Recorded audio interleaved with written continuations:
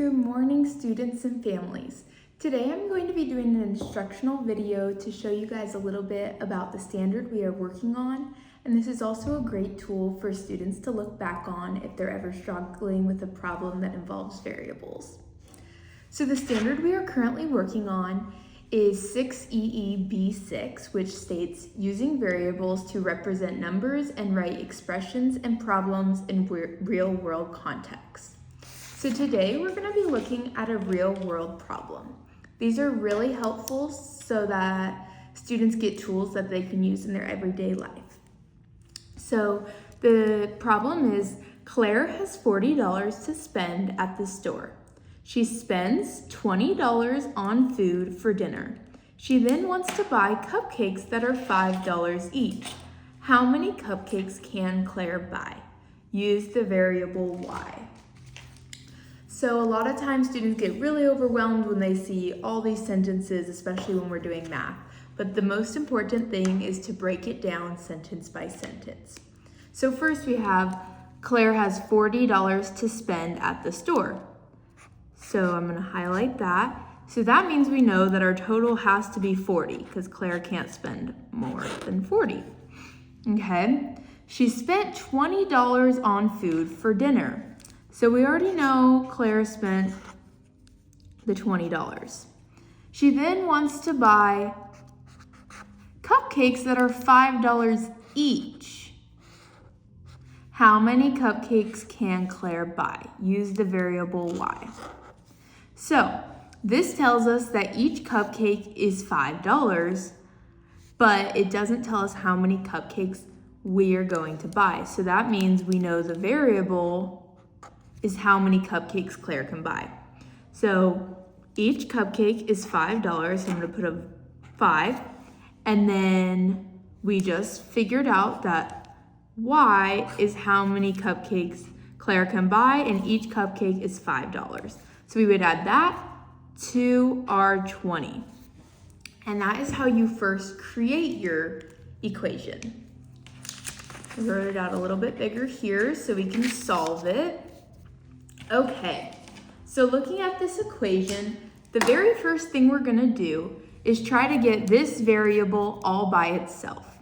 So first, I'm gonna subtract 20 on each side. Since the 20 doesn't have a variable, that's the easiest thing to start out with. So 40 minus 20 is 20.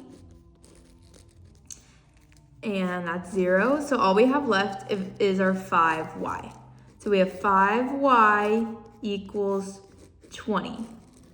So the next thing we want to do is make sure our y is alone. So to do that, we need to get the 5 away from the y. To do that, you're going to divide 5 on each side. That leaves us with our y all by itself, and our 20 divided by 5 equals 4. So if we look back at our word problem, we now know Claire can buy 4 cupcakes.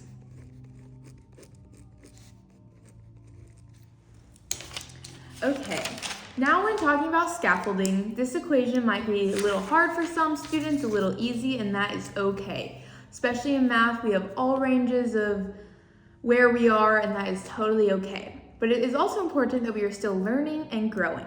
So as a teacher, one thing I do is scaffolding. So for a student that might be struggling with that type of problem, I might simplify it a little and just give them 5y equals 40. Taking out the other piece of the equation, the plus 20, helps them focus on just the variable and learning how to just isolate this variable. So for this equation, all they would need to do is get the y alone by dividing 5 on each side. Then for students who mainly got that problem, I might give them this fill-in-the-blank equation. Then they can still look at the word problem. I gave them the 40, the total, and the 20 that she spent on dinner, and they would have to know and find from the equation what number would go next to the variable. So what are we finding? How many cupcakes? So they would have to put how much each cupcake is worth in this box. And then There's also some advanced learners. So for students who found this equation a little bit too easy, I really encourage you to challenge yourself. So what I did in this equation, I added a second variable. So I did 5y plus 10x plus 20 equals 100. So the first thing you would have to do, subtract 20 on both sides, just like our original equation, and then you would still have 5y and 10x. So this equation actually could have multiple answers. So that's what is really cool. You get to plug in numbers, try to evaluate and see which numbers would work for the variables x and y. You would have to plug them in and check your answer to make sure that whatever you chose for x and y plus 20 equals 100.